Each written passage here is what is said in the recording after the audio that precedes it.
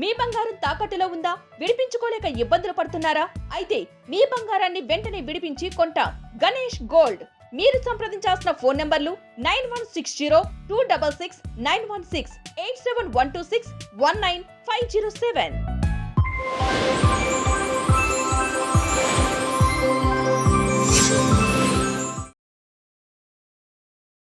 Hello viewers, welcome to BRK news. నేను మీ ఫాతిమా. ఈరోజు మనతో పాటు అయితే ఫేమస్ డాక్టర్ ఉన్నారండి, ఈఎన్టీ సర్జన్, సీనియర్ కన్సల్టెంట్. ఆయనే మరెవరో కాదు, మన డాక్టర్ విజయ్ ప్రకాష్ గారు అయితే మనతో పాటు ఉన్నారు. సార్ని అడిగి మరిన్ని వివరాలు తెలుసుకుందాం.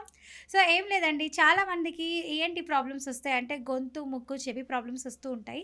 సో చెవికి సంబంధించి చాలా బాధపడుతూ ఉంటారు చాలామంది.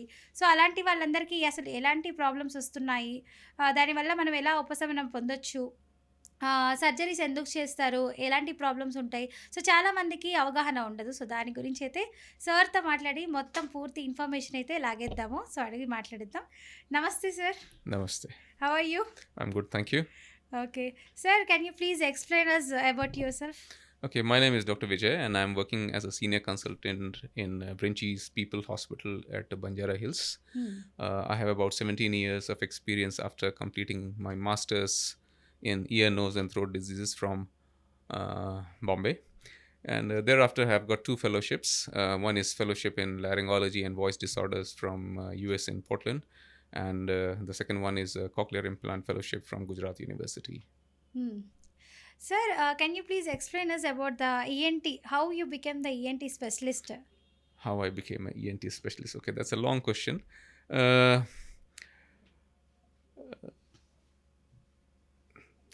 इसके लिए तो all right, so after completing my class 12, I appeared for all India exam. In those days it used to be conducted by Central Board of Secondary Education.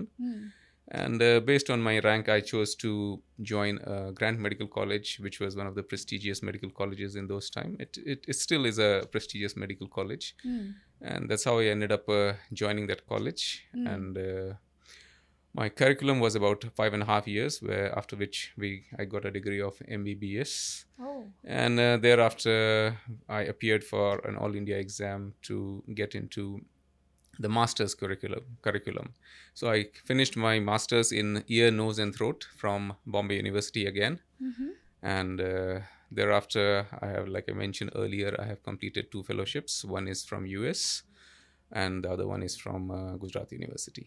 Wow, you became ENT specialist. Sir, as a ENT specialist, what the doctors will do as a ENT?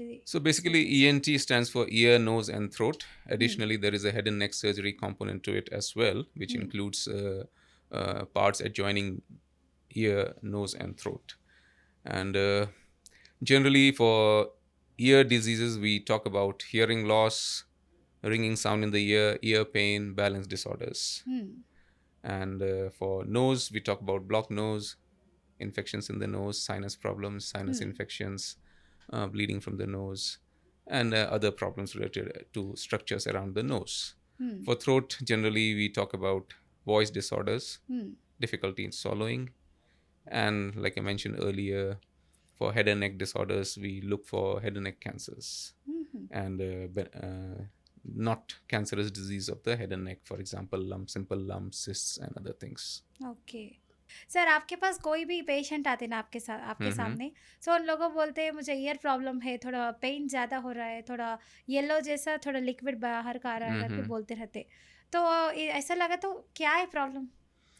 हाँ, तो ऐसे patient को सबसे पहले हम लोग उसको examine करते हैं. एग्जामिनेशन के लिए कई सारे इक्विपमेंट्स यूज़ करते हैं. जो मैं कॉमनली यूज़ करता हूँ वो माइक्रोस्कोप होता है. वो माइक्रोस्कोप में ईयर को चेक करते हैं और उसके बाद फिर डिसाइड करते हैं पेशेंट को क्या प्रॉब्लम है. तो कारण बहुत सारे हो सकते हैं. कान के पर्दे में सुराग हो सकता है, कान की हड्डी में सड़ाने वाली बीमारी हो सकती है, कान में पॉलिप्स हो सकते हैं, ईयर वैक्स हो सकता है, फंगल इन्फेक्शंस होते हैं. तो कई कारण होते हैं. तो सबका प्रेजेंटेशन अलग अलग होता है और सबका एग्जामिनेशन फाइंडिंग भी अलग अलग होता है. अच्छा तो माइक्रोस्कोप में जब एग्जामिन करते हैं तब पता चलता है कि कौन से पेशेंट को क्या प्रॉब्लम है. सर, बचपन से भी थोड़े बच्चे पैदा ही होने के बाद थोड़े लोगों को हियरिंग सेंसेशन नहीं रहता बोलते रहते, जी हाँ. सच में ऐसे रहते क्या बच्चों? जी हाँ, ऐसा बहुत होता है. इनफैक्ट मेरी जो दूसरी फेलोशिप है जिसके बारे में मैंने बताया, कॉक्लियर इम्प्लांट फेलोशिप, वो इसी से रिलेटेड है. जो मूक बधिर बच्चे होते हैं, यानी कि डेफ म्यूट चिल्ड्रन, ये बच्चे आमतौर पे पैदाइशी बधिर होते हैं या कुछ पेशेंट्स में बहुत अर्ली एज में भी हियरिंग लॉस हो जाता है, जिसकी वजह से अच्छा। इनका लैंग्वेज डेवलपमेंट नहीं हो पाता है। हम्म तो इन पेशेंट्स के लिए आज के तारीख में बहुत सारी टेक्नोलॉजी एडवांसमेंट की वजह से पर्टिकुलरली जैसे कॉक्लियर इम्प्लांट हो गया, तो इन पेशेंट्स को सर्जरी के बाद ये इम्प्लांट कान के अंदर डाला जाता है, जिससे ये नॉर्मल तरीके से सुन सकते हैं और नॉर्मल स्कूल में भी जाते हैं। हाँ हाँ, बच्चों को बचपन से ही वो इम्प्लांट का तो डालते हैं आप सर्जरी टाइम पे? हाँ, आइडियल एज जो होता है वो 2 साल से कम बच्चों के लिए होता है, यानी कि इन बच्चों को आइडेंटिफाई कर पाना सबसे बड़ा चैलेंज होता है। अच्छा। तो कुछ पेशेंट्स के लिए हमारे पास एट बर्थ ही रिजल्ट होता है हियरिंग टेस्ट का, यानी कि जब बच्चा पैदा हुआ तो 72 आवर्स के अंदर जब उसका BCG वैक्सीनेशन या नॉर्मल जो वैक्सीनेशन प्राइमरी वैक्सीनेशन कंप्लीट होता है, उस दौरान हियरिंग टेस्ट भी की जाती है और उसी समय पता चल जाता है कि इस पेशेंट को हियरिंग लॉस है या नहीं। अच्छा। और जो बाकी कुछ बच्चे होते हैं उनका जैसे डेवलपमेंट होता है उसमें कुछ इफेक्ट होता है, जैसे पेरेंट्स ने नोटिस किया कि बच्चा साउंड को रिस्पॉन्ड नहीं कर रहा है, या जब स्कूल जाता है तो उसकी परफॉर्मेंस स्कूल में कम होती है और टीचर्स नोटिस करते हैं कि बच्चा साउंड को रिस्पॉन्ड नहीं कर रहा है, तो ऐसे बच्चे को जब हम लोग पिकअप करते हैं तब डिटेल टेस्ट के बाद पता चलता है कि बच्चे को कितना हियरिंग लॉस है, या तो बिल्कुल ही नहीं है या कम है, जो कि सफिशिएंट नहीं है पेशेंट के लिए लैंग्वेज डेवलपमेंट के लिए। सर, बचपन में जो भी बच्चे पैदा होते हैं रिस्पॉन्ड नहीं करते करके आप बोले ना, ऐसा इंसिडेंट आने के टाइम पे कुछ सर्जरी जैसा कर सकते बच्चों को, लाइक जी कितने हाँ, एज उम्र रहना कि सर्जरी करने के लिए बच्चा या बच्ची कोई भी? जी हाँ। तो जैसे मैंने बताया कि जब हम हियरिंग लॉस के बारे में बात करते हैं और जो बच्चे रिस्पॉन्ड नहीं करते हैं, उसमें सबसे पहले तो क्वांटिफिकेशन की ज़रूरत है, यानी कि कितना हियरिंग लॉस है इसे। ओके, तो अगर बिल्कुल ही नहीं सुनाई देता है, यानी कि प्रोफाउंड हियरिंग लॉस है या severe to profound hearing loss है, तो ऐसे पेशेंट्स को कॉक्लियर इम्प्लांट के लिए हम लोग इन्वेस्टिगेट करते हैं। अच्छा। और कुछ पेशेंट्स को mild to moderate hearing loss होता है, ऐसे पेशेंट्स को हम लोग या तो हियरिंग एड दे करके उसकी हियरिंग को इम्प्रूव करते हैं, या कुछ पेशेंट्स को मिडल ईयर यानी कि कान के पर्दे के पीछे फ्लूइड जमा होता है, उस फ्लूइड को अगर हम सर्जिकली निकाल देते हैं तो पेशेंट नॉर्मल तरीके से सुनने लगता है। अच्छा सर, थोड़े लोग हेडबाथ करके आते ना, उसके बाद कान में जो भी थोड़ा वाटर रहता, सो ईयरबड से क्लीन करते रहते, थोड़ा वैक्स निकलते रहता, जब थोड़े लोगों को थोड़ा पेन जैसा रहता, हम्म, ऐसा क्यों होता है सब कुछ? अ, थोड़े लोग बोलते डॉक्टर सर डेली नहीं ईयर को क्लीन करना है, hmm, whenever you do the head bath also do not clean the right, ear, the wax will be remove करके ऐसा बोलते रहते, जी हाँ। ऐसा करना अच्छा है या बुरा? ईयरबड्स यूज़ करना इन जनरल सही नहीं है, इसको अवॉइड करना चाहिए।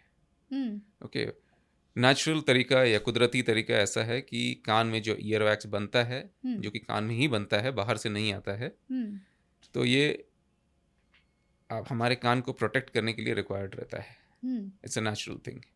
तो it contains some antibodies, some oil, some enzymes which helps to protect the ear naturally. थोड़े लोग बोलते हैं वैक्स क्लियर करने से आवाज अच्छे से जी सुनी हाँ, जाता तो है करके। कुछ पेशेंट्स ऐसे होते हैं जो कि बहुत ही कम प्रोपोर्शन ऐसा पेशेंट्स होते हैं जिनको वैक्स बहुत ज़्यादा एक्यूमुलेट हो जाता है, जिसकी वजह से पेन भी हो सकता है और हियरिंग लॉस भी हो सकता है। ऐसे पेशेंट्स बहुत ज़्यादा नहीं हैं, तो इन पेशेंट को जब ऐसा होता है तो इनको एक ENT डॉक्टर के पास मिलना चाहिए, और ये बहुत ही शॉर्ट प्रोसीजर में, यानी कि 10 से 15 मिनट के अंदर ही वैक्स को निकाला जा सकता है और पेशेंट आराम से हियरिंग सुनाई देने लगेगा उससे। लेकिन on a daily basis earbud को आप अगर जब यूज़ करते हैं तो आप जो नेचुरल प्रोटेक्टिव ऑयलिंग कवरिंग है उसको आप हटा देते हैं, जिससे कि आपकी ईयर प्रोन टू इन्फेक्शन हो जाती है और फ्यूचर में अदर काइंड्स ऑफ इन्फेक्शन भी हो सकते हैं। अच्छा। और लास्ट है कि अगर जब हम ईयरबड यूज़ करते हैं तो एक्चुअली जो बड़ा ईयर वैक्स होता है उसको हम लोग अंदर पुश कर देते हैं, जिसकी वजह से एक्चुअली पेशेंट को ज़्यादा प्रॉब्लम हो सकता है इंस्टेड ऑफ वो बाहर आना। थोड़े लोग सर बच्चों को है ना, जो भी पैदाइश के बच्चे रहते हैं 5 मंथ्स 1 ईयर बेबी, इन लोगों को ईयर में से वैक्स क्लियर करने के लिए थोड़े लोग हेयर पिन्स, बॉब पिन्स जैसे यूज़ करते रहते, थोड़े लोग सेफ्टी पिन्स यूज़ करते रहते वो हटाने के लिए। जी हाँ। ऐसा ना करना ना, थोड़े हाँ, लोग बोलते ये नहीं कुछ भी प्रॉब्लम नहीं रहता नहीं करके। नहीं ऐसा बिल्कुल नहीं करना है, क्योंकि मैंने बताया जैसे कि ईयर वैक्स जो होता है ख़ास तौर के बच्चों में ज़्यादा बनता है और ये अपने आप निकल जाता है च्यूइंग और प्लेइंग के दौरान, अच्छा। तो इसको निकालने की ज़रूरत नहीं है, ये अपने आप गिर जाता है। अगर रेयर अच्छा। केस में अगर बहुत ज़्यादा हो गया जिसकी वजह से दर्द हो रहा है या ब्लॉक टीयर की फीलिंग आ रही है, तो आप ENT डॉक्टर के पास जा सकते हैं, वो एक शॉर्ट अच्छा। पीरियड में इसको रिमूव किया जा सकता है विदाउट एनी प्रॉब्लम। अच्छा। हेयर पिन, बॉब पिन्स या इवन ईयरबड्स यूज़ करने से कान में इन्फेक्शन होने की संभावना बहुत ज़्यादा है। अच्छा, बहुत लोगों को खून आते रहना, बहरना होते जी रहता हाँ, ज़्यादा। जी हाँ। अच्छा। सर थोड़े लोग हैं सर लाइक हाइड्रोजन पेरोक्साइड जो है ना नाखूनों को क्लीन करने के लिए यूज़ करते हो दवा ये, हुँ, लेकिन थोड़े लोग कान में डाल देते हैं। ये लाइक ईयर ड्रॉप जैसा। हुँ। वो अच्छा है या बुरा सर? नहीं, ये बिल्कुल रिकमेंडेड नहीं है, हुँ, क्योंकि जभी भी हम हाइड्रोजन पेरोक्साइड ईयर में डालते हैं, हुँ, तो हाइड्रोजन पेरोक्साइड जो होता है वो बबल्स या गैस रिलीज़ करता है, हुँ, हुँ। जिसकी वजह से हम लोगों ने अपने प्रैक्टिस में कई बार देखा है कि ऐसे पेशेंट या तो उनका कान का पर्दा फट जाता है इस रैपिड गैस रिलीज़ की वजह से, या अच्छा, फिर पेशेंट्स को सीवियर एलर्जिक रिएक्शंस डेवलप हो जाते हैं ईयर कैनाल में। अच्छा। और ये सब करने की ज़रूरत नहीं है, और హ్మ్. मैं बिल्कुल भी नहीं रिकमेंड करता हूँ। హుహు. సో, చూసారు కదా వ్యూవర్స్ డాక్టర్ గారైతే చెప్పడం జరుగుతుంది. చాలామంది హైడ్రోజన్ పెరాక్సైడ్ అనేది నెయిల్స్‌కి యూజ్ చేస్తారు. ఏదైతే మన నెయిల్స్‌లో ఉన్నటువంటి మురికి పోవాలని అనుకుంటామో, అది మాత్రమే తొలగిస్తుంది. బట్ ఆ హైడ్రోజన్ పెరాక్సైడ్ మనం చెవిలో వేసుకోవడం వల్ల ఇయర్ డ్రమ్స్‌కి ఏమైనా ప్రాబ్లమ్ అవుతుందంట. సో, అలాంటిది యూజ్ చేయొద్దని డాక్టర్ గారు అంటున్నారు. దానివల్ల అలర్జీస్ ఇలాంటివి ఎక్కువ ఫార్మ్ అవుతూ ఉంటాయి. సో, ఇలాంటివి ఏమైనా ప్రాబ్లమ్ ఉంటే మాలాంటి స్పెషలిస్ట్ ఈఎన్‌టీ వాళ్ళ దగ్గరకు రండి అని అంటున్నారు డాక్టర్ గారు. ओके। सर आप जो बोले बहुत अच्छे से इन्फॉर्मेशन दिए थैंक सर। यू। बहुत लोग सर जो भी ट्रैफिक में जाते रहते ना, ज़्यादा साउंड्स आते रहते लॉरीज़ के, जी हाँ। ऑटोज़ के ऐसा। सो बहुत लोगों को बहुत इरिटेशन ज़्यादा रहता, अरे क्यों ऐसा शोर मचाते हैं इन लोगों हुँ, हुँ। करके। सो ये तो नॉर्मली प्रॉब्लम है या कोई इन्फेक्शन कुछ है तो ऐसा रहता, इरिटेटिंग होना आदमी? अगर किसी नॉर्मल पेशेंट को बहुत ज़्यादा साउंड सेंसिटिविटी है, तो इसके कई सारे कारण हैं, इसको इन्वेस्टिगेट करना पड़ता है। हुँ, हुँ। ये काफ़ी कॉमन नहीं है, लेकिन अगर सेंसिटिविटी है तो उसके लिए इन्वेस्टिगेट करना पड़ता है। हुँ, हुँ। पहले तो हियरिंग टेस्ट करते हैं और कुछ पेशेंट्स को सीटी स्कैन भी लगता है। हुँ, हुँ। हाँ, इसका एक साइकोलॉजिकल कंपोनेंट भी होता है। कुछ पेशेंट जो एंग्शियस होते हैं, एंग्जायटी हुँ, होती है, उनको भी एक्सेसिव साउंड से हुँ। प्रॉब्लम होता है। जब भी कोई आके बुलाते ना आवाज़ से पुकारते ना, सो जब भी उन लोगों को इरिटेट फील होते रहता, क्यों यहाँ से ही इतना घट्ट शोर मचा के आवाज़ करना, धीरे से आहिस्ता हल्का नहीं बोल सकते, ऐसा भी बोलते रहते लोग। हाँ, तो ज़्यादातर पेशेंट में कोई समस्या होती नहीं है, लेकिन कुछ पेशेंट्स जिनको बहुत ज़्यादा सेंसिटिविटी होती है, उनको जैसे मैंने कहा इन्वेस्टिगेट करना पड़ता है, both with a hearing test and some form of radiological investigations like CT and MRI. अच्छा, सर जब भी हमें अब तो बारिश का मौसम है ना, सो बारिश में बहुत लोग भीगते रहते, जी, सो उसी की वजह से भी थोड़े लोगों को सर्दी आ जाता। जी, सो सर्दी आने से नाक ब्लॉक हो जाता, राइट। सो ये ब्लॉकेज के वजह से कान को भी ना बहुत पेनिंग जैसा रहता, जी। क्यों ऐसा? ईयर, नोज़, थ्रोट यानी कि नाक, कान और गला एक दूसरे से कनेक्टेड है, हुँ, ख़ास तौर हुँ। पे नाक और कान।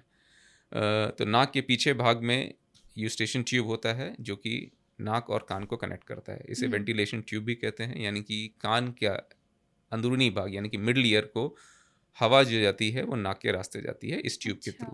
हुँ, तो जब सर्दी हो जाता है तो इन्फेक्शन इस ट्यूब के रास्ते यानी कि स्टेशन ट्यूब के रास्ते कान में चला जाता है, हुँ। जिससे कि एक मिडल ईयर इन्फेक्शन हो जाता है, और इसे हाँ, हम अक्यूट सप्यूरेटिव ओटाइटिस मीडिया भी कहते हैं। ये काफ़ी कॉमन कंडीशन है, खासतौर हुँ, पे बच्चों में। ओके। सर हमारे जैसे लोगों में भी रहता है ना सर? हाँ, जिन जिन पेशेंट्स का यूस्टेशन ट्यूब डिसफंक्शन यानी कि बड़े होने के बाद भी वो ट्यूब बहुत अच्छी तरह काम नहीं कर रहा है, हुँ। उन पेशेंट्स को रिकरिंग मिडल ईयर इन्फेक्शन यानी कि एओएसएम होने की संभावना रहती है। जब भी रात में सोते रहते ना बहुत लोगों को लेफ्ट और రైట్ నోస్ బ్లాక్ हो जाते रहता, जी हाँ। సో ఈ బ్లాక్ అవ్వడం వల్ల ఏంటంటే సార్ నిద్ర సరిగా పడుకోలేకపోవడము, స్నోరింగ్ ఎక్కువ చేస్తూ जी, ఉండడము, ఆ, हवा भी नहीं, सांस नहीं आ पड़ना, ऐसा होता है सर? जी हाँ। नेचुरल तरीके पे जब हम सोते हैं तो हुँ, एक नॉस्ट्रिल से कम हवा जाना हुँ, एक नॉर्मल फिनोमेना है। इसे हम नेज़ल साइकिल कहते हैं, हुँ, यानी कि जो खुला हुआ नाक है उससे ज़्यादा हवा जाएगी, और जो हुँ, रिलेटिवली बंद नाक है जिसमें कि कम हवा जा रही है, इसका हुँ, काम ह्यूमिडिफिकेशन का है, तो ये अच्छा, नॉर्मल है। हुँ, हुँ, लेकिन कुछ पेशेंट्स में खास तौर पे एलर्जिक राइनाइटिस के पेशेंट्स या जब रीसेंट इन्फेक्शन हुआ हो तो ये हुँ, सिस्टम ज़्यादा एग्जैगरेट हो जाता है हुँ। और नाक बहुत ज़्यादा बंद लगने लगता है। अच्छा। सर थोड़े पेशेंट्स में देख ले तो घर में कोई धूल ऐसा कुछ झड़ाते रहते ना, जी। क्लीन करते रहना, हुँ, सो वो डस्ट के वजह से भी सर्दी आ जाता बहुत जी लोगों हाँ। को, वो नहीं जाता, और हेडेक जैसा आना, ये सब कुछ खींचते रहना, ये तो कुछ माइग्रेन प्रॉब्लम कुछ रहता? जी नहीं, ये जो है this mostly reflects what you call as allergic rhinitis. Allergic rhinitis India में उसका कॉमनेस्ट कारण है हाउस डस्ट माइट, जो कि घर के अंदर होता है और जिसको हम लोग कॉमनली बोलते हैं डस्ट एलर्जी। तो ऐसे पेशेंट्स को रनिंग नोज होगा, नाक में कंजेशन होगा, बंद होगा, छींकें आएंगी और ये काफ़ी लंबे सालों साल तक चलता है। जब ऐसा होता है तो कुछ पेशेंट्स को इससे रिलेटेड समस्या यानी कि कॉम्प्लिकेशंस डेवलप हो सकता है। फॉर एग्जांपल पॉलिप्स डेवलप हो सकते हैं नाक में, साइनस में इन्फेक्शन डेवलप हो सकता है जिसकी वजह से साइनोसाइटिस हो सकता है और ये हेडेक का कारण हो सकता है। अच्छा, जो भी विंटर सीज़न में सर बाहर जाते रहते ना जॉगिंग के लिए या कुछ वॉकिंग करने के लिए, जब भी बहुत लोगों को कानों में हवा चल जाता है करके बोलते रहते और इट केसेस लाइक ब्रेन से पूरा पेन आ रहा है, ये सब कुछ लग के कुछ मारे जैसा फील हो रहा है करके बोलते रहते। जी। ये भी ऐसे के प्रॉब्लम समस्या ही होकर रहता। जैसे मैंने कहा कि जैसे कुछ पेशेंट्स सेंसिटिव होते हैं कोल्ड के लिए, तो उनको जब कान में ठंडी हवा जाती है, क्योंकि कान देखा जाए तो बिल्कुल ब्रेन के नीचे होता है और ब्रेन स्टेम के दोनों तरफ से कान कनेक्टेड होता है। यस। तो ये हमारे बॉडी का कोर टेम्परेचर को काफ़ी रिफ्लेक्ट करता है। तो नेचुरल है कि जब ठंडी हवा अंदर जाएगी तो हमें महसूस होगा और बॉडी उसके रिस्पॉन्स में हेडेक प्रोड्यूस कर सकती है। हेडेक बेसिकली हमारे बॉडी का कुदरती तरीका या नेचुरल तरीका है डिफेंस का, जिसमें ये बताता है कि हमें एक इम्पेरेटिव यानी कि एक नॉट वेरी हैप्पी स्टिमुलस मिल रहा है, इस केस में ठंडी हवा जो कान में जा रही है। तो अच्छा। इससे हमें ये जवाब मिलता है कि कान हमें कवर करके रखना है। अच्छा सर, अब आर्मी ऑफिसर्स देख लिए तो सर उन लोगों हर दिन हमारे भारत को रक्षा करने के लिए है और उन लोगों जो भी पिस्तौल है जलाते रहते क्योंकि रक्षा करने के लिए हमारे भारत देश को बचाने के लिए। सो उन लोगों को भी कुछ गन के साउंड्स आते रहते ना, बहुत बड़े जी। बड़े साउंड्स। सो उसकी वजह से भी परसों देखे तो वॉर भी स्टार्ट हो गया। जी। सो उसकी वजह से बहुत लोगों को हियरिंग प्रॉब्लम्स भी आ गए। सो ये क्यूर कैसा हो सकता सर? इसे हम नॉइज़ इंड्यूस्ड हियरिंग लॉस बोलते हैं, जो कि काफ़ी कॉमन एंटिटी है, सिर्फ आर्मी के लोगों में नहीं होता है। ये आजकल ख़ास तौर पे जो कॉल सेंटर में काम करते हैं या वर्चुअल मीटिंग करते हैं, जो लंबे समय तक हेडफोन्स यूज़ करते हैं कई घंटों तक, इन पेशेंट्स में भी नॉइज़ इंड्यूस्ड हियरिंग लॉस की इंसिडेंस बढ़ गई है। अच्छा। बट जो आर्मी पेशेंट्स की बात कर रहे हैं, ये इनको हम लोग sudden noise induced hearing loss बोलते हैं। तो सिर्फ गन शॉट इंजरीज की बात नहीं है। ये जब टायर बर्स्ट हुआ या सडन एक्सप्लोजन कुछ हुआ, तो जब हमारी जो इनर ईयर होती है, जो कि जिनमें जो हमारा मेन सेंसिंग ऑर्गन भी होता है, तो इनमें फ्रीक्वेंसी स्पेसिफिक सेल्स होते हैं। तो इन फ्रीक्वेंसी स्पेसिफिक सेल्स खास तौर पे 4 किलो हर्ट्ज के सेल्स में डैमेज हो जाता है। 4 किलो हर्ट्ज।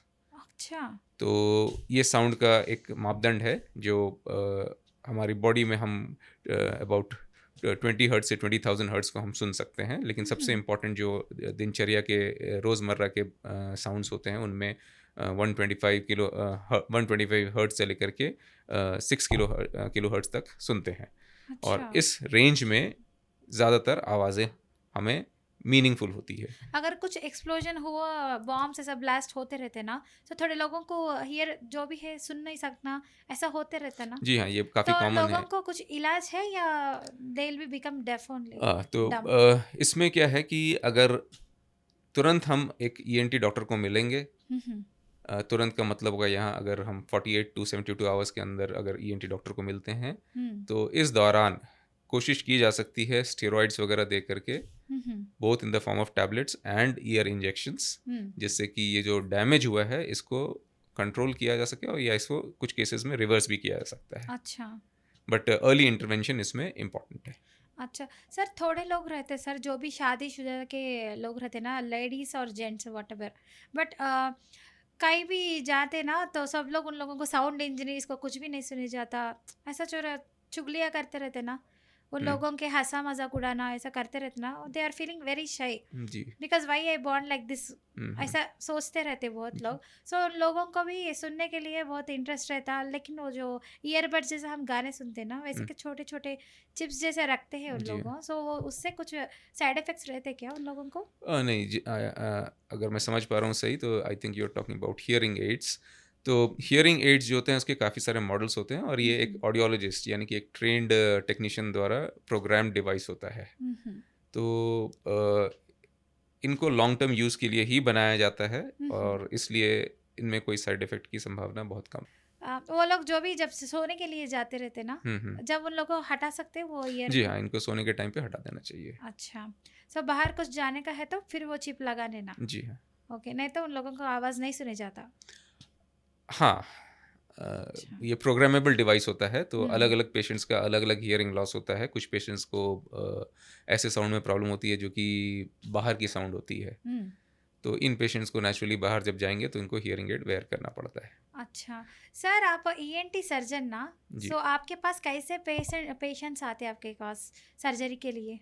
कुछ आज के प्रॉब्लम से? जी हाँ, तो सबसे कॉमनेस्ट जो सर्जरी आज के तारीख में होता है वो है एलर्जी से रिलेटेड साइनोसाइटिस इन्फेक्शन, यानी कि साइनसेस का इन्फेक्शन। हुँ, तो इसको हम लोग एंडोस्कोपिक साइनस सर्जरी करते हैं। हुँ, इसके अलावा जो दूसरा कॉमनेस्ट है वो है हियरिंग से रिलेटेड, जिनको हुँ, कान से चीम या पस डिस्चार्ज होता है। हुँ, तो इनके कान के पर्दे में छेद होता है या कान की अंदरूनी कान की हड्डियां सड़ाने वाली बीमारी होती है, तो हुँ, इनका भी सर्जिकली इलाज होता है।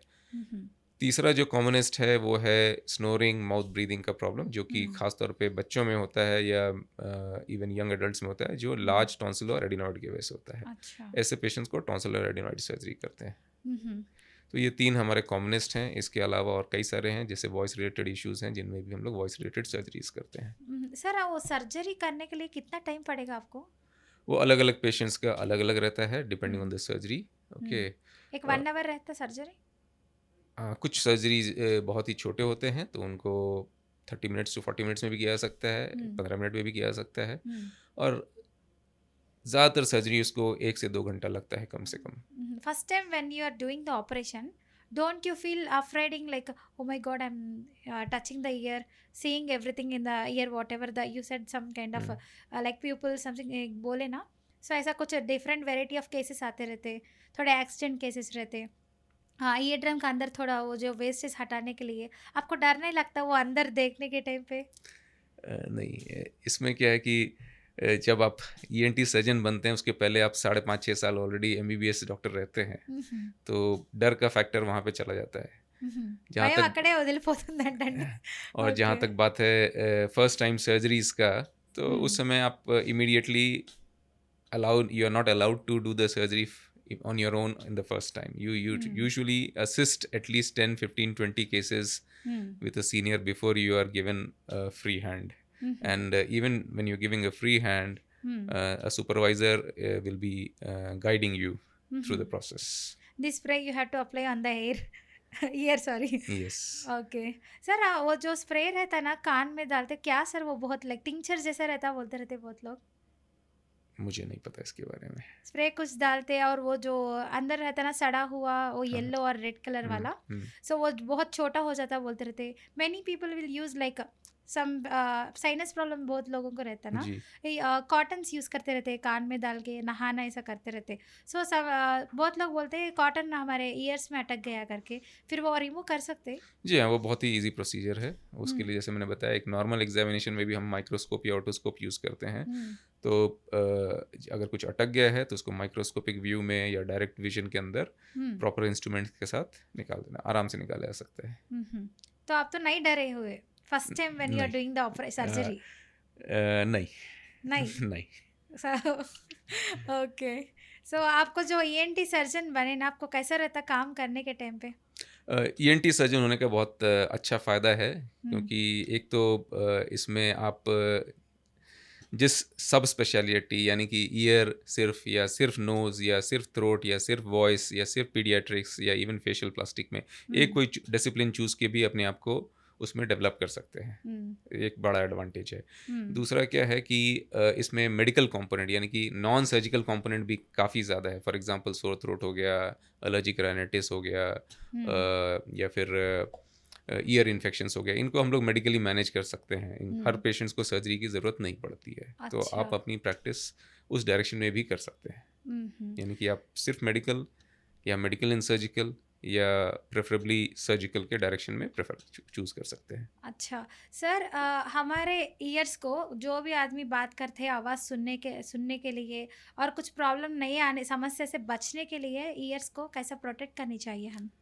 ईयर को ग्रॉसली प्रोटेक्ट करने के लिए सबसे इम्पोर्टेंट रीज़न एडवाइस यही होगा कि अननेसेसरी इंटरवेंशन नहीं करना है, हम्म, ईयरबड्स नहीं यूज़ करना है। हम्म, बेवजह हाइड्रोजन पेरोक्साइड या कोई केमिकल उस कान के अंदर नहीं डालना है। और अगर कुछ समस्या है तो ईएनटी डॉक्टर को मिलना है। दूसरा क्या कि आज के तारीख में जैसे हेडफोन्स काफ़ी यूज़ करते हैं लोग, तो अपने आप को prolonged usage and loud exposure दोनों से बचा के रखना है। सर बहुत लोग बोलते रहते हैं जब भी मोबाइल पे 1 आवर बात करने से भी ईयर प्रॉब्लम आ जाती बोलते जी हैं। हाँ, बिल्कुल संभावना है इसकी, because this falls into the category of prolonged usage of headphone sound, and this can cause hearing loss. अच्छा, सो अभी बचने के लिए थोड़ा सा टिप्स बोल दीजिए सर। जैसे मैंने बताया कि पर्टिकुलरली कान के लिए ईयरबड्स नहीं यूज़ करना है, अननेसेसरी केमिकल्स नहीं यूज़ करना है। हेडफोन्स यूज़ करना है तो मिनिमम कंफर्टेबल वॉल्यूम पे यूज़ करना है, लाउड नहीं यूज़ करना है, लॉन्ग टर्म के लिए, लॉन्ग ड्यूरेशन के लिए नहीं यूज़ करना है। अगर आपका काम डिमांड करता है कि आपको घंटों तक ईयरफोन्स या हेडफोन्स यूज़ करना है तो आधे घंटे 45 मिनट के बाद आपको ब्रेक देना चाहिए ईयर को। अच्छा। अब आते हैं वॉइस पे। वॉइस का भी सेम है, अगर आप लिमिटेड यूज़ करते हैं, शॉर्ट पीरियड के लिए यूज़ करते हैं, हाफ एन आवर 45 मिनट्स, तो बेहतर है। लेकिन कंटिन्यूसली आप मल्टीपल आवर्स के लिए एवरीडे यूज़ करेंगे तो आपकी वॉइस में चेंजेस आ जाएगा। अच्छा। बात करते समय गर्म पानी या नॉर्मल पानी साथ में रखें ताकि आपका जो वोकल कॉर्ड से हाइड्रेटेड रहे और आपकी वॉइस में चेंजेस ना आए। अच्छा सर, हमारे जैसे वो एंकर्स जो भी रहते ना, बात करना ही पड़ता है। जी हाँ। सो हमारे वोकल अच्छा रहना तो गर्म पानी पीते और जी हाँ। कैसे के लाइक टिप यूज़ करें तो हमारी गला भी अच्छा रहता। जी हाँ, तो इसमें दो एस्पेक्ट हैं। चूँकि आप एंकर हैं, एक प्रोफेशनल वॉइस यूज़र हैं, तो Yes. इसमें वॉइस का टेक्निक भी आपका प्रॉपर होना चाहिए पहला।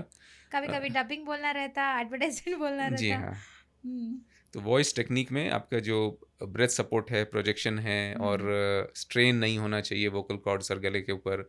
इनफैक्ट ब्रेथ सपोर्ट अच्छा होना चाहिए, तो ये टेक्निक प्रॉपर होनी चाहिए। इसके अलावा अगर टेक्निक प्रॉपर है तो भी वॉइस का यूज़ जो है वो मॉडेस्ट होना चाहिए। By modest, I mean that you should not use your voice continuously for a very long period of time. And even during this modest usage, it's better to have some hot water or normal water, and you must take sips in between to keep your throat moist. That will help Okay. you to protect your throat or voice in long term. Sir बहुत लोगों को different different kind of allergies आते रहते। आप क्योंकि लोग सब कुछ बचने के लिए उन एलर्जीज से, सो कॉमन एलर्जीज क्या है, कैसा बचना एलर्जी से? ओके, मेरे केस में अगर ये नोज थ्रोट से रिलेटेड है तो नाक की एलर्जी के बारे में बात करूंगा मैं। नाक के लिए से एलर्जी, जिसको एलर्जिक राइनाइटिस भी कहा जाता है, जैसे मैंने बताया कि the commonest cause is house dust might.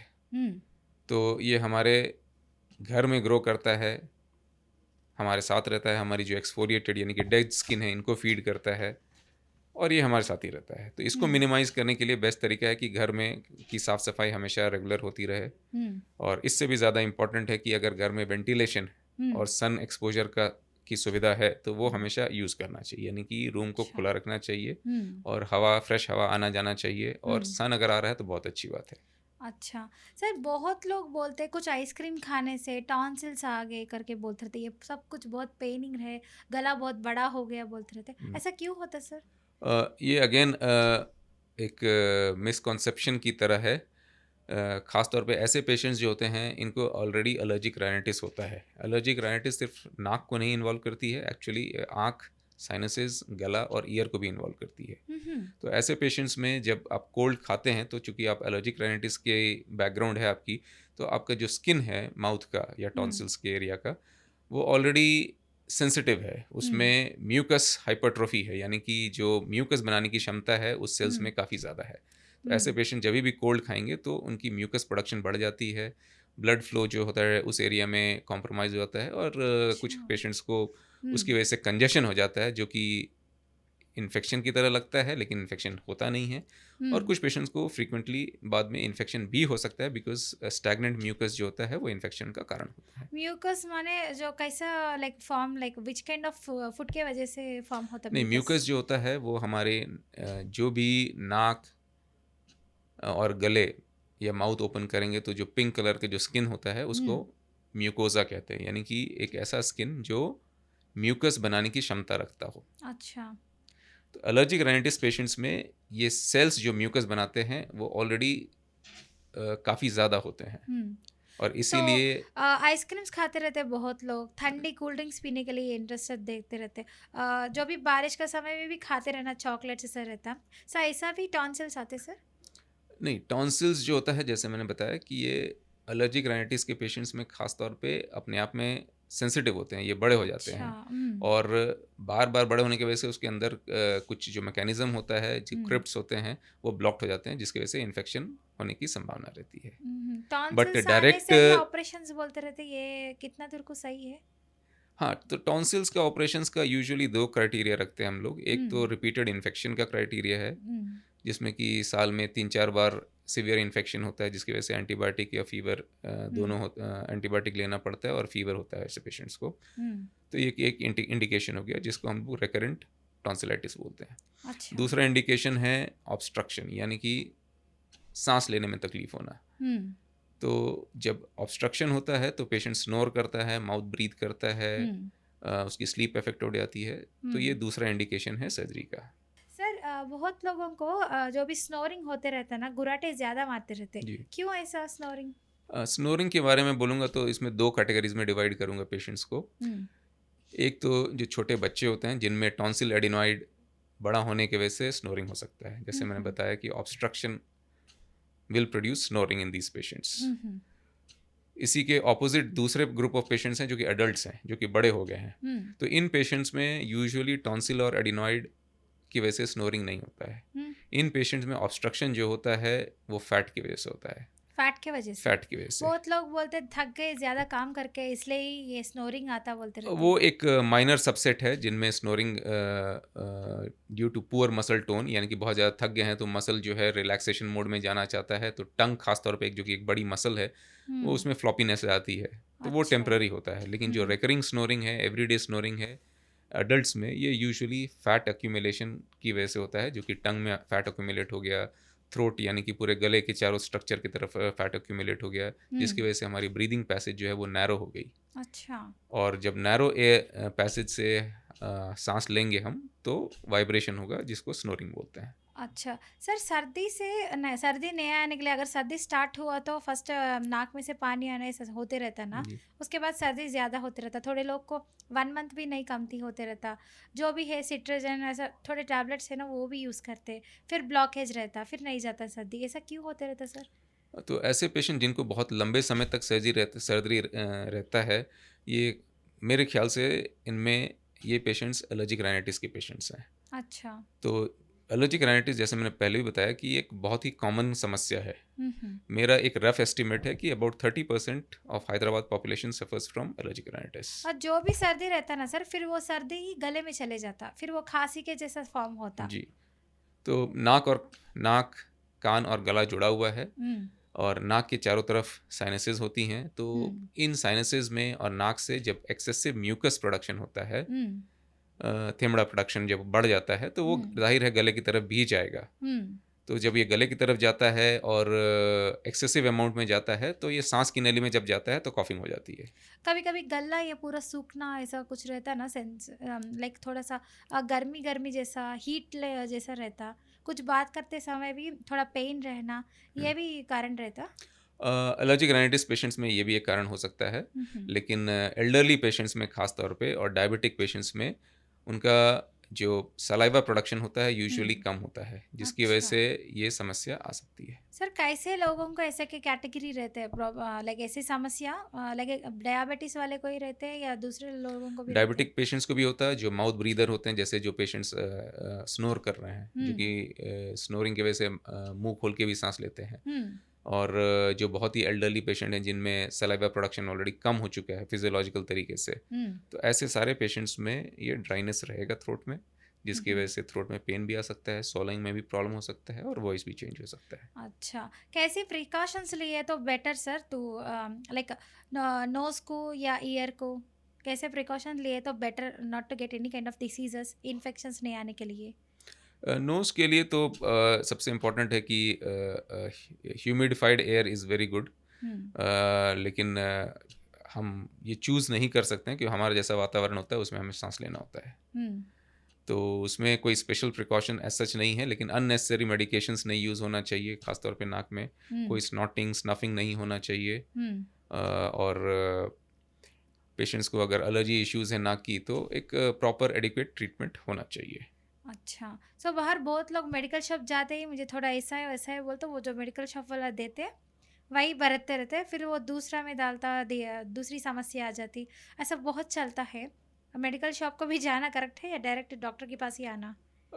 इसमें मैं ये बताना चाहूँगा कि जब तक आपकी समस्या मिनिमम आपको महसूस होती है, हुँ, तब तक फॉर एग्जांपल अगर 4 दिन 5 दिन की सर्दी है, फर्स्ट हुँ, टाइम है, तो आप ओवर द काउंटर मेडिकेशन लेने में कोई प्रॉब्लम नहीं है। हुँ, हुँ, लेकिन अगर समस्या आउट ऑफ प्रोपोर्शन है, यानी कि बहुत ज़्यादा दर्द हो रहा है, बहुत ज़्यादा कंजेशन हो रहा है, या एसोसिएटेड फैक्टर्स आ रहे हैं जैसे नाक से ब्लीडिंग हो रही है, हुँ, या बहुत ज़्यादा खांसी आ रहा है, या बहुत ज़्यादा हेडेक हो रहा है, या बैलेंस में प्रॉब्लम हो रहा है, तो हुँ, ऐसे पेशेंट्स नेचुरली कॉम्प्लिकेटेड हैं। हुँ, इनको ओवर द काउंटर यानी कि केमिस्ट के शॉप से मेडिकेशंस लेना नहीं चाहिए। हुँ, हुँ। इनफैक्ट इनको इवैल्यूएट करना चाहिए, एसेस करना चाहिए एक by an ENT doctor, and then based on our evaluation and assessment we should go with the treatment. उहुँ। सर बहुत लोग यूज़ करते हैं सर वो जो नोज़ को ना स्टीमर जैसा यूज़ करते हैं स्टेबलाइज़र्स करके बोल के। सो वो ओके करेक्ट ही क्या? नहीं तो कुछ प्रॉब्लम होता है साइड इफ़ेक्ट जैसे? आह, सबसे पहले तो जानना ये ज़रूरी है कि ऐसे सब पेशेंट्स को, ऐसे लोगों को स्टीमर की क्या ज़रूरत है। हुँ, अगर नाक में कंजेशन हो रहा है जिसकी वजह से आप स्टीम यूज़ करना चाहते हैं, हुँ, तो एक मॉडेस्ट अमाउंट में यूज़ करने में कोई समस्या नहीं है। हुँ, बाय कुदरती तौर पे एक ह्यूमिड एयर हमेशा बेहतर एयर होता है। हुँ, स्टीमर ह्यूमिडिफाइड एयर प्रोवाइड करता है, जो कि मेरे ख्याल से अगर आपकी टेम्पररी प्रॉब्लम है तो उसको सॉल्व करने के लिए ठीक है। हुँ, हुँ, लेकिन अगर आपको बहुत लंबे समय तक ह्यूमिडिफाइड एयर की ज़रूरत पड़ रही है या स्टीमर की ज़रूरत पड़ रही है, तो मतलब इसमें कोई समस्या है हुँ। और इसे एक इवैल्यूएशन की ज़रूरत पड़ेगी। Sir what causes the chronic sinus diseases is gonna happen ना? क्रॉनिक साइनोसाइटिस यानी कि साइनसिस का लंबे समय तक इन्फेक्शन होना, उसका कॉमनेस्ट कारण है एलर्जिक राइनाइटिस। हुँ, दूसरा कारण है स्ट्रक्चरल प्रॉब्लम्स लाइक हुँ, पॉलिप्स होना, जो कि अगेन एलर्जी की वजह से हो सकता है। हुँ, और तीसरा है कारण डिविएटेड नेजल सेप्टम, यानी कि राइट और नाक, लेफ्ट नाक के बीच का जो पार्टीशन है उसको सेप्टम बोलते हैं। इसमें हुँ, अगर हुँ। डिविएशन है तो ये साइनस की जो नॉर्मल ड्रेनेज प्रक्रिया है उसको हुँ, अफेक्ट करती है, जिसकी वजह से साइनोसाइटिस हो सकता है। अच्छा। सर बहुत लोग जो भी ना नाक में थोड़ा लिक्विड डालते रहते हैं स्प्रे डाल के, वो तो डायरेक्ट ब्रेन को ही मारते रहता है समटाइम्स। हम्म, ब्लॉकेज का रिलीफ होने के लिए थोड़े एड्स देते रहते हैं ना, जी। वैसा यूज़ कर सकते हैं नॉस्ट्रल्स? जो मेडिकेटेड नोज ड्रॉप्स या नोज स्प्रेज होते हैं, हुँ, इनका इफेक्ट जो होता है नाक की स्किन में होता है, जिसकी हुँ, वजह से डी कंजेशन होता है और आप आराम से ब्रीथ कर सकते हैं। हुँ, हुँ, लेकिन ये कभी भी रिकमेंडेड नहीं होगा कि इन स्प्रेज या ड्रॉप्स को आप 3 से 4 दिन या 5 दिन से ज़्यादा इस्तेमाल करें। अगर इस 4-5 दिन के इस्तेमाल के बाद भी आपका नाक अगर बंद है, तो बेहतर है कि एक ईएनटी डॉक्टर को मिलना चाहिए, एक हुँ। इवैल्यूएशन होनी चाहिए और फिर उसके बेसिस पे प्लानिंग होनी चाहिए कि आगे क्या करना है। अच्छा, सर थोड़े लोगों को नाक के अंदर भी पिंपल जैसा छोटे-छोटे पिंपल जैसा आते रहता। कभी-कभी खून बाहर आते रहता, ऐसा क्यों होते रहता सर पेशेंट्स को? नाक में पिंपल आना आमतौर पे नाक में उँगली डालना या कुछ और पेपर डालना की वजह से होता है। हुँ, हुँ, तो नाक में ज़ाहिर है नाक में इन्फेक्शन जो होता है, बिकॉज़ नोज़ जो होता है वो बॉडी का one of the most contaminated part है, यानी कि यहाँ पे काफ़ी सारे नेचुरल बैक्टीरिया हमेशा रहते हैं। हुँ, और जब आप फिंगर डालेंगे या पेपर डालेंगे तो स्किन में जो ब्रेक आएगा, ब्रीच होगा, उसकी वजह से इन्फेक्शन ट्रांसमिट हो जाता है। अच्छा। तो ऐसे लोगों को पिंपल हो सकता है। हुँ, डायबिटिक पेशेंट्स में ये काफ़ी डेंजरस भी हो सकता है। My god! हुँ। और दूसरी जो आपने सवाल पूछा, थोड़े लोगों को नाक में से खून आते रहता हाँ, क्यों सर? खून आना, तो छोटे बच्चों में खून आना जो है वो काफ़ी कॉमन होता है। हुँ, जो कि नाक के फ्रंट भाग यानी कि आगे के भाग से ही कुछ बंच ऑफ ब्लड वेसल्स होते हैं कुदरती तौर पे, नेचुरल तौर पे, जो हुँ, कि ब्रेक होते हैं और उनमें से ब्लीडिंग होती है। तो ये बच्चों में आम तौर पे नॉर्मल होता है। थोड़े लोग बोलते हैं नाक से ब्लड आए तो कैंसर आ गया जैसा बोलते हाँ, तो रहते हैं। दूसरा जो अगर एडल्ट में कहीं ब्लीडिंग हो रही है तो एडल्ट्स में यूजुअली कैंसर होने की संभावना हो सकती है। हुँ, हुँ। एडल्ट्स में ज़्यादा रहता है ये प्रॉब्लम। प्रॉब्लम बच्चों में ज़्यादा होता है, एडल्ट्स में कम होता है। हुँ, लेकिन हुँ, एडल्ट में जभी भी ब्लीडिंग होगी तो या तो हाई ब्लड प्रेशर की वजह से होगा, या कोई मेडिसिन की वजह से होगा, या कैंसर की वजह से हो सकता है, या हुँ, पॉलिप्स की वजह हुँ, से हो सकता है। हुँ, हुँ। सर साइड इफ़ेक्ट्स जो भी टैबलेट्स यूज़ करते हैं ना, क्यों साइड इफ़ेक्ट्स रहते हैं ऐसा? क्योंकि जो भी हम लोग टैबलेट यूज़ करते हैं उसे हम लोग खाते हैं, और खाने के बाद वो ब्लड में एब्जॉर्ब हो जाता है, जो कि बॉडी के हर भाग को अफेक्ट करता है। चूँकि वो स्पेसिफिक नहीं होता है सिर्फ नाक के लिए, तो उससे रिलेटेड, या कान के लिए, तो उससे रिलेटेड जो इफेक्ट होगा वो टैबलेट का, वो बॉडी के अदर भाग्स में भी मैनिफेस्ट होगा। तो उसको ही हम लोग साइड इफ़ेक्ट्स भी बोल सकते हैं। फॉर एग्जांपल, अगर नाक का सर्दी के लिए हम लोग जो मेडिसिन यूज़ करते हैं, उससे आदमी को नींद आता है या ड्राइनेस ऑफ माउथ फील होता है, तो ये नॉन स्पेसिफिक एक्शन है उस टैबलेट का अदर बॉडी पार्ट्स पे। सर जो भी आदमी को लाइक सर्दी ऐसा आते रहता ना, बारिश मौसम के वजह से चेंजेस होते रहता ना, क्लाइमेटिक कंडीशंस, सो जब भी उन लोगों को सर्दी से फेस करते हैं, उन लोगों को टेस्ट नहीं समझ में आता, what they are eating also they don't understand, हाँ टेस्ट कुछ भी नहीं समझ में आता, और जो भी सुनते रहते हैं ना आवाज़, वो भी बहुत बेजार रहना, चिल्लाना, क्यों अल्लाते हैं, छोटा बात को भी वो बहुत बढ़िया ब्लास्ट जैसा बात करते, ऐसा क्यों होता रहता सर? तो हमारा बॉडी ऐसा बना है कि जब हम लोग कुछ अच्छा खाना या स्वादिष्ट खाना जब खाते हैं, तो उसका स्मेल जो होता है वो हमारे लिए एपेटाइजिंग का काम करता है। टेस्ट नहीं मालूम होता। जी हाँ, तो स्मेल और टेस्ट ये दोनों ब्रेन में बहुत ही क्लोजली रिलेटेड होते हैं। तो जिन पेशेंट को जब सर्दी होता है, जब स्मेल नहीं आता है, तो आप टेस्ट का भी फीलिंग जो होता है वो कॉम्प्रोमाइज हो जाता जो है। भी खाते हैं ना, चिविंग करना, स्वैलो करना करते रहते ना, ये पूरा पकड़ते रहता, पेन बहुत ज़्यादा होता है, खा नहीं सकते हूँ करके बोलते रहते बहुत लोग, जी, ऐसा भी होता क्यों सर? ये पॉसिबल है थ्रोट इन्फेक्शन की वजह से रहेगा। थ्रोट इन्फेक्शन मतलब गले का इन्फेक्शन हो गया, टॉन्सिल का इन्फेक्शन हो गया, या फिर अल्सर्स हो सकते हैं कुछ पेशेंट्स को स्ट्रेस की वजह से। तो कारण कई सारे हैं। वॉट एवर कारण कैसा भी रहता, लेकिन ये ज़्यादा रहता बहुत लोगों में। हाँ, ये काफ़ी कॉमन है। बहुत लोग बोलते रहते आयुर्वेदा, ऐसा होम्योपैथी टैबलेट्स जो भी यूज़ करते ना, ऐसा यूज़ कर सकते हैं? मैं इसके बारे में कमेंट नहीं कर पाऊंगा, सर एक क्योंकि इंसान है सर, मुझे मालूम है से एक आदमी लाइक 3 डेज इंग्लिश दवा यूज़ करते, नेक्स्ट 3 डेज होम्योपैथी, ये नहीं कम हो रहा, ऐसे ही बोल के चले जाता हो, तो ऐसा बरत सकते टैबलेट्स? देखिए, ज़्यादातर ख़ास तौर पे अगर जब हम इन्फेक्शंस के बारे में बात करें, जिसमें कि गले में, नाक में इन्फेक्शन हो रहा है, तो ज़्यादातर ये वायरल इलनेसेस की वजह से होता है, जो कि अच्छा। सेल्फ रिजॉल्विंग होता है अपने आप में। तो जब हम मेडिसिन लेते हैं, या ओवर द काउंटर या डॉक्टर प्रिस्क्रिप्शन, दोनों में से जब भी लेते हैं, तो हम यहाँ पे उसका क्योर नहीं कर रहे हैं। ये जो है वो सिम्टोमेटिक रिलीफ है। जैसे फॉर एग्जांपल, आपको जब फीवर आता है, तो जो इन्फेक्शन है वो तो ऑनगोइंग है। आप पैरासीटामोल लेके सिर्फ फीवर को सबसाइड कर रहे हैं, ताकि आप अपनी जो रूटीन वर्क है वो कर सकें, आपको हेडेक नहीं हो, दर्द नहीं हो, ठीक है, आपका काम आसान रहे। तो ये मेडिसिन अचीव करती हैं। जहाँ तक बात है होम्योपैथी का 3 दिन के बाद यूज़ करना, तो मुझे लगता है कि पेशेंट ऑलरेडी जो है वो रिकवर कर रहा है। आप या एलोपैथी यूज़ करें या होम्योपैथी यूज़ करें, जनरल जो इन्फेक्शंस होते हैं वो सेल्फ रिजॉल्विंग होती हैं। अच्छा। इनमें ना होम्योपैथी की ज़रूरत है, ना एलोपैथी की ज़रूरत है। जो भी मेडिसिन यूज़ करते हैं वही करेक्ट यूज़ करना, दूसरे जाने से साइड इफेक्ट्स आते हाँ, हैं ना? डेफिनेटली बिकॉज आप क्या है कि कुछ मेडिकेशंस खास तौर पे जिनका प्रॉपर कोर्स होना चाहिए, वो नहीं फुलफिल हो पाता है जब आप मिक्स करते हैं तब। अच्छा। सर कैसे फूड आइटम्स खाने से जो भी है ईयर, नोज़ और टंग अच्छा रहता?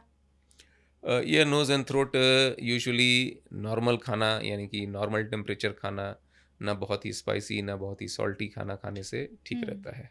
ओके। और सबसे इम्पॉर्टेंट है एडिक्वेट अमाउंट ऑफ वाटर लेना। Well hydration is very very important, क्योंकि नाक, कान, गला, इन सारे जगहों पे जो म्यूकस प्रोडक्शन होता है, जो कि हमारी बॉडी को हेल्दी रखता है, वो ऑप्टिमल तब होगा जब वेल हाइड्रेटेड बॉडी रहेगा। सर जो भी आप लोगों सर्जरीज करते रहते ना, जो भी पेशेंट्स आते हैं आपके पास, सो उन लोगों को कैसे डाइट देते सर, फूड आइटम्स कैसा खाए तो उन लोगों सर्जरी से लाइक रिकवर हो सकते? हाँ, तो जब हम लोग थ्रोट में ऑपरेशन करते हैं, जैसे टॉन्सिल ऑपरेशन किए या ओरल कैविटी में कुछ भी ऑपरेशन किए, तो पेशेंट्स को हम लोग सॉफ्ट और कोल्ड डाइट देते हैं। सॉफ्ट एंड कोल्ड जैसे आइसक्रीम भी देते हैं। हाँ। लेकिन जब नोज सर्जरी करते हैं या ईयर सर्जरी करते हैं, तो पेशेंट को कोई स्पेसिफिक डाइट की ज़रूरत नहीं होती है। उनका जो रूटीन डाइट है वो फॉलो कर सकते हैं। जैसे नॉर्मल हम खाना खाते ना, चावल, वैसा नहीं खा सकते उन लोगों? आप खा सकते हैं। अगर टॉन्सिल का ऑपरेशन किया है या थ्रोट में कोई भी ऑपरेशन किया है, तो वो रूम टेम्परेचर पे होना चाहिए। अच्छा। सर बच्चों में भी ऐसे के प्रॉब्लम्स होते ना, ईएनटी प्रॉब्लम्स, बड़ों में भी जतन रहने के लिए क्या क्या चीज़ है बेटर? वार्म वाटर ओनली बोले आप, मिल्क ऐसे कुछ पी सकते? हाँ, वो पी सकते हैं, नॉर्मल मिल्क पी सकते हैं। अच्छा। सर पेरेंट्स जो भी है ना बच्चों के लिए अच्छे से ईएनटी प्रॉब्लम से इन्फेक्शंस नहीं आए जैसे रहने के लिए आप अच्छा सजेशन बोल दीजिए। पेरेंट्स के लिए सबसे ख़ास तौर पे जो एडवाइस यही होगा कि थोड़ा विजिलेंस रहना ज़रूरी है, बच्चों को टाइम दीजिए, समझिए। और अगर कोई भी समस्या बहुत ज़्यादा तकलीफ़ दे रही है बच्चे को, ख़ास तौर पे जैसे लंबे समय तक है, स्नोरिंग, माउथ ब्रीदिंग, तो एक ईएनटी डॉक्टर को मिलना ज़रूरी है।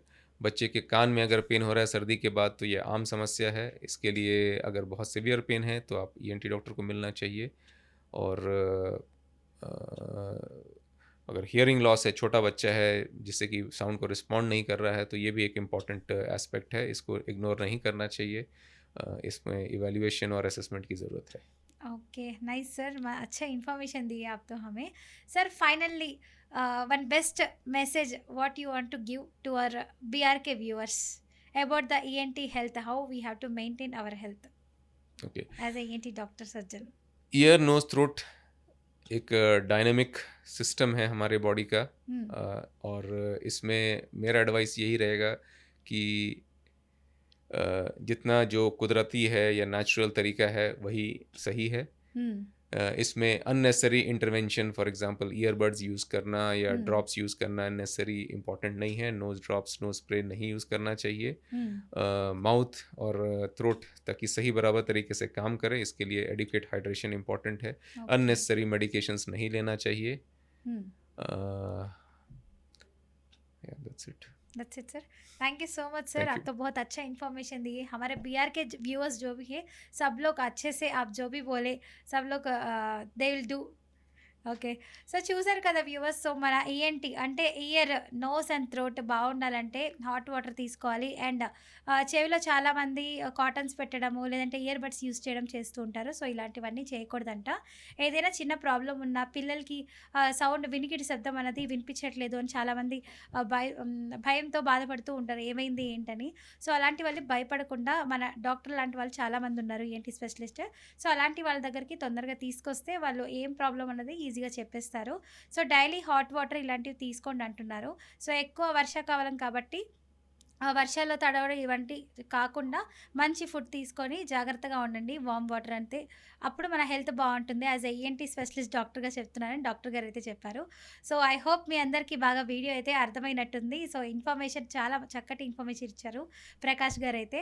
సో, ఇంకా మీకేదైనా డౌట్స్ ఉంటే వెంటనే కింద స్క్రోల్ అవుతున్న నంబర్‌కి కాల్ చేయండి. సో, డాక్టర్ గారైతే మొత్తం క్లియర్ కట్‌గా ఇన్ఫర్మేషన్ అయితే చెప్తారు. లేదు మేము కామెంట్ రూపంలో అడగాలి అనుకుంటున్నామంటే కామెంట్ రూపంలో తెలపండి. నెక్స్ట్ ఎపిసోడ్‌లో డాక్టర్ గారినైతే ఈ క్వెషన్స్ అడగడం అయితే జరుగుతుంది. సో, చూసారు కదండీ, ఇది ఇవాల్టి బీఆర్‌కే న్యూస్. తిరిగి నెక్స్ట్ ఎపిసోడ్‌లో కలుద్దాం. అంతవరకు చూస్తూనే ఉండండి బీఆర్‌కే న్యూస్. సైనింగ్ ఆఫ్ మీ యాంకర్ ఫాతిమా.